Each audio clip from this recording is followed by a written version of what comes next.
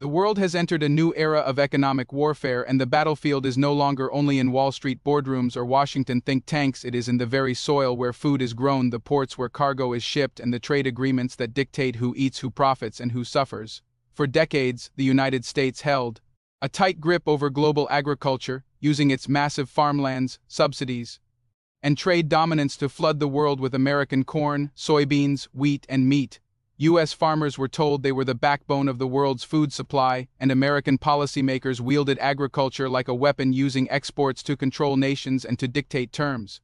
But today, a seismic shift is unfolding, and it is shaking the very foundation of U.S. power. China, long the largest importer of American farm products, has escalated its tariff war with Washington. Yet in this latest chapter, something unprecedented has happened, something that has left U.S. farmers in shock and policymakers in panic. Burkina Faso, a landlocked nation in West Africa once dismissed as poor, small, and irrelevant in global markets, has officially joined forces with China in this tariff war, and with this bold move, the tables have turned. To the untrained eye, Burkina Faso's decision might look symbolic, almost insignificant. After all, how could a country of just over 20 million people affect the mighty agricultural empire of the United States? But those who understand the deeper strategy see what is happening. Burkina Faso has positioned itself as the bridge, the partner, the ally that China needs to reroute global agricultural flows. And together, they are crafting an alliance that could devastate U.S. farmers in ways Washington never imagined.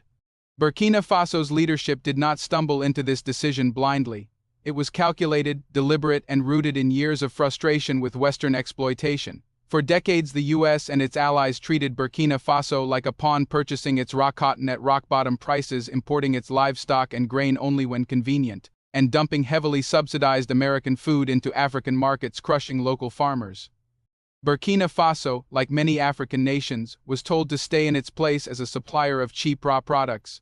But today, that story has changed. By aligning with China, Burkina Faso has found not just an investor but a partner. China's decision to grant zero-tariff access to a wide range of African products has already opened doors. But with the ongoing trade war, Beijing is going further. It is prioritizing African imports over American ones. That means Burkina Faso's cotton, sesame, peanuts, and sorghum, once overlooked, are now being fast-tracked into Chinese markets at the very moment U.S. farmers are being locked out. Consider the impact. American soybeans once dominated Chinese imports. But now, Burkina Faso's sesame and sorghum are rising as alternatives. American cotton once clothed Chinese factories. But now, Burkina Faso's cotton is flooding into those same mills, duty-free, tariff-free, proudly bypassing the U.S. supply chain. For U.S. farmers already struggling with debt, high interest rates, and climate pressures, this shift is catastrophic. Fields of unsold grain rot in silos. Prices collapse in Midwest markets. Rural towns that once relied on steady exports to China now face bankruptcy. And this is not just about agriculture, it is about symbolism. For decades, the United States told Africa it was too weak, too dependent, too fractured to stand up against global powers. But Burkina Faso has just proven otherwise. By joining China's tariff war, this so-called small nation has dealt a blow so large that it is being felt in Washington, in Wall Street, and across America's heartland. The humiliation for the U.S. is immense. Imagine the irony: America, with its trillion-dollar economy and vast farmlands, being undercut by Burkina Faso, a nation it once mocked as powerless. American farmers, once assured of endless markets, now reduced to lobbying Congress for bailouts because an African nation chose sovereignty over submission. Politicians in Washington scramble for answers, but none of their old playbooks work. Tariffs? Sanctions? Aid threats? None of it matters because Burkina Faso has China at its back, and together they are rewriting the rules of trade. This partnership is also more than economic, it is political. By siding with China, Burkina Faso is sending a clear message: Africa is not America's playground anymore. The era of dictating terms is over. Burkina Faso's leaders have declared that they will no longer be pawns in Western trade wars, they will be players. And in doing so, they have inspired other nations across Africa. From Mali to Niger, from Ghana to Tanzania, governments are looking at Burkina Faso and asking, if they can defy the U.S., why can't we? The West calls it provocation, but Africans call it liberation. Meanwhile, China sees in Burkina Faso a strategic partner not only for agriculture but for the future of global trade.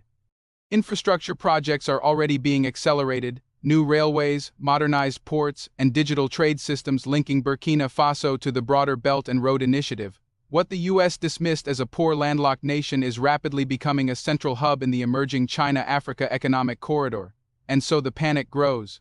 In Washington, lobbyists for American farmers flood Congress with demands for subsidies. Politicians give fiery speeches about protecting America's heartland, but the truth is stark: America has no control. The tariffs it once used as weapons are now backfiring, and the farmers who once fed the world now find themselves excluded from the very markets they depended on. Burkina Faso's boldness reveals a deeper truth that U.S. dominance was always fragile, built on exploitation and intimidation rather than partnership. Once an alternative emerged, once nations realized they had choices, the system began to collapse. And now that collapse is accelerating. This moment is not just about Burkina Faso. It is about the entire African continent waking up to its power. If Burkina Faso can shake American agriculture, imagine what happens when Nigeria, Ethiopia, Kenya, or South Africa join the same path. Imagine when Africa's 1.4 billion people stop buying subsidized American grain and start building their own food industries. Imagine when the continent that has fed empires for centuries decides to feed itself and trade with partners who respect it. The U.S. is not just facing a tariff war, it is facing the collapse of a system. It built on arrogance and control, and Burkina Faso has lit the spark. This is the beginning of a new chapter in world history, one where Africa no longer exports poverty and imports wealth, but stands as an equal partner in global trade. Burkina Faso's defiance has humiliated the United States, empowered China, and inspired a continent. And for U.S. farmers, the nightmare is only beginning, because what they once believed was guaranteed markets, dominance, profit has now been shattered by a nation they underestimated. And as silos fill with unsold grain and debt climbs higher, one truth echoes across the heartland of America: the world has changed, and there is no going back. The tremors that began with Burkina Faso's decision to join China's tariff war have now grown into full-blown earthquakes shaking the pillars of U.S. power.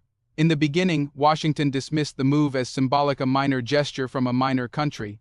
Yet as weeks turned into months, the consequences multiplied. Suddenly, U.S. farmers once hailed as the breadbasket of the world found themselves excluded from the very markets that sustained them.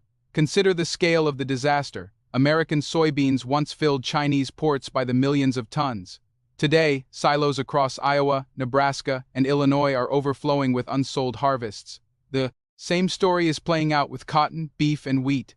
What once seemed like unstoppable exports are now worthless stockpiles, rotting as China redirects its trade to partners like Burkina Faso. Burkina Faso, with its cotton fields and resilient farmers, now enjoys a privileged place in Chinese trade. Cotton that once fetched low prices from Western buyers is now sold at premium rates. 2 Chinese mills under a zero-tariff regime. Sorghum and sesame, once dismissed as small crops, are now key alternatives to American grain, and livestock that once struggled for foreign buyers is now being funneled into a growing Chinese market desperate to cut ties with American suppliers. The humiliation of the U.S. is not just economic, it is personal. Farmers across America are enraged. They ask their leaders, how could this happen? How could a landlocked African nation, one long mocked as irrelevant, play such a decisive role in destroying America's agricultural empire? The answer is bitter for Washington to swallow, because Africa is no longer waiting for permission. Burkina Faso has done what no one thought possible. It has used strategy, sovereignty, and solidarity to turn the tables. Once treated as a pawn, it has become a player. Once treated as a supplier of cheap raw materials, it has become a critical partner in a global trade realignment, and it did so by rejecting Western dictates and embracing a partnership with China that was based not on control, but on mutual benefit. The U.S. response has been desperate. Sanctions have been whispered, threats have been issued, and propaganda has flooded Western media. Reports claim Burkina Faso is being used by China, that its sovereignty is under threat, that it is making a dangerous gamble. But the people of Burkina Faso are not fooled. They know what exploitation looks like. They have lived under the yoke of Western trade for decades, selling raw cotton only to buy back expensive finished fabrics, exporting cattle only to import expensive processed meat, exporting peanuts only to buy foreign peanut butter. Now the cycle has been broken. Factories are being built on soil. Processing plants are rising where once only warehouses stood. Jobs are being created for young people who once had no future. The very value chains that enriched Western corporations are now being redirected into African hands. and China's role cannot be overstated by granting African nations tariff-free access to its markets. Beijing has rewritten the rules of the game. No longer does Burkina Faso have to beg for crumbs from Washington. No longer must it tolerate IMF conditions or US lectures on governance.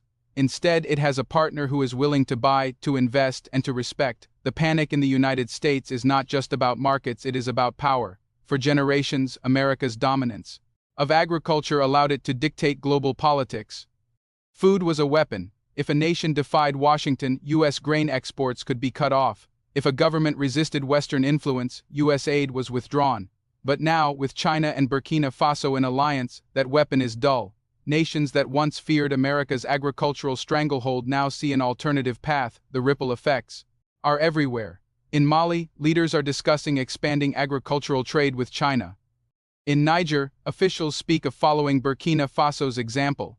In Ghana, ministers openly debate tariffs that would favor Chinese and African trade over US imports. A movement is spreading across the continent, fueled by the success of one small nation that dared to defy and US farmers. They are in free fall. Bankruptcies climb. Protests erupt in rural towns. Some farmers burn their crops in despair, unable to sell them at any price.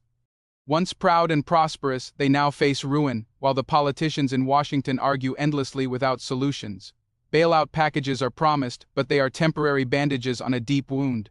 The truth is unavoidable. The markets are gone. The buyers are gone. The dominance is gone. In Burkina Faso, the mood is the opposite. There is pride, there is joy, there is a sense of victory. For the first time, farmers see themselves not as victims of a rigged system, but as champions of a new one. They look at their fields of cotton, sorghum, sesame, and peanuts, and they see more than crops. They see sovereignty. They see power. They see a future where Africa is no longer chained to the whims of Washington or Wall Street. This is why the humiliation of the US is so complete. Because it is not just losing money, it is losing control. It is not just losing trade, it is losing influence. And it is happening because a nation it underestimated, a nation it ignored, has stood up and declared, "We will no longer play by your rules." Let us be clear, this moment will be remembered in history as the beginning of a new trade order. One where Africa is not the servant of Western powers, but the partner of nations that respect its dignity.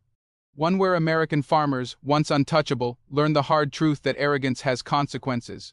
One where Burkina Faso, mocked as powerless, has shifted the balance of global agriculture. And so, the conclusion is this: the collapse of US farming dominance is not a distant threat, it is happening now. Silos are full, markets are lost, debts are rising, and the farmers who once fed the world now face ruin. Meanwhile, Burkina Faso is rising, its farmers empowered, its economy strengthened, its sovereignty defended. And all of this because it chose courage over compliance, sovereignty over subjugation, partnership over exploitation. The United States is in panic because it knows this is only the beginning. Today it is Burkina Faso, tomorrow it will be Mali. Next year it will be Nigeria, and soon all of Africa will stand united, not as a playground for the West, but as a continent in control of its own destiny. The age of US agricultural dominance is over. The age of African sovereignty has begun, and history will forever record that it was Burkina Faso, small, underestimated, defiant, that lit the spark that brought an empire of arrogance to its knees.